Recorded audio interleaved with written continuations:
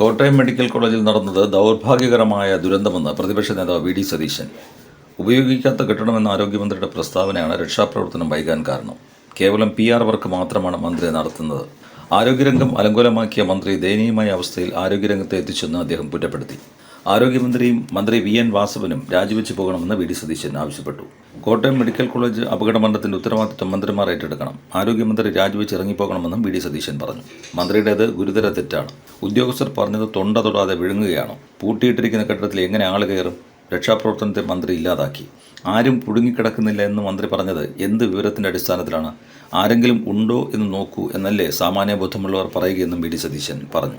വ്യാഴാഴ്ച രാവിലെ 11 മണിയോടെയാണ് കോട്ടയം മെഡിക്കൽ കോളേജിലെ പഴക്കം ചെന്ന കെട്ടിടം തകർന്ന അപകടമുണ്ടായത്. മെഡിക്കൽ കോളേജിലെ സർജറി ഓർത്തോ വിഭാഗമാണ് ഈ കെട്ടിടത്തിൽ പ്രവർത്തിച്ചിരുന്നത്. സംഭവത്തിൽ 5 വയസ്സുള്ള ഒരു കുട്ടി ഉൾപ്പെടെ 3 പേർക്ക് പരിക്കേറ്റിരുന്നു. ഉപയോഗിക്കാതെ കിടന്ന 14-ാം വാർഡിന്റെ ശുചിമുറിയുടെ ഒരു ഭാഗമായിരുന്നു തകർന്നു വീണത്. അപകടമുണ്ടായതോടെ 14-ാം വാർഡിന്റെ മറ്റ് ഭാഗങ്ങളിൽ ചികിത്സയിലുണ്ടായിരുന്ന രോഗികളെ അടക്കം മാറ്റി. അപകട സമയത്ത് കെട്ടിടത്തിൽ നിന്ന് രോഗികൾ പരിഭ്രാന്തരായി ഓടിയെന്ന് ദൃക്സാക്ഷികൾ പറയുന്നു. തലയോലപ്പറമ്പ് സ്വദേശി ബിന്ദുവിനാണ് അപകടത്തിൽ ജീവൻ നഷ്ടപ്പെട്ടത്. ചികിത്സയിൽ കഴിയുന്ന മകൾക്കൊപ്പം കൂട്ടിരിപ്പുകാരിയായി എത്തിയതായിരുന്നു ബിന്ദു. തകർന്ന കെട്ടിടത്തിൽ ബിന്ദു കുടുങ്ങിക്കിടന്നത് 2.5 മണിക്കൂറാണ്. ബിന്ദുവിനെ കാണാനില്ലെന്ന ഭർത്താവിന്റെ പരാതിയെ തുടർന്നാണ് അന്വേഷണം ആരംഭിച്ചത്. തുടർന്ന് നടത്തിയ പരിശോധനയിൽ കെട്ടിടത്തിന്റെ അവശിഷ്ടങ്ങൾക്കിടയിൽ കുടുങ്ങിയ നിലയിൽ ബിന്ദുവിനെ കണ്ടെത്തുകയായിരുന്നു.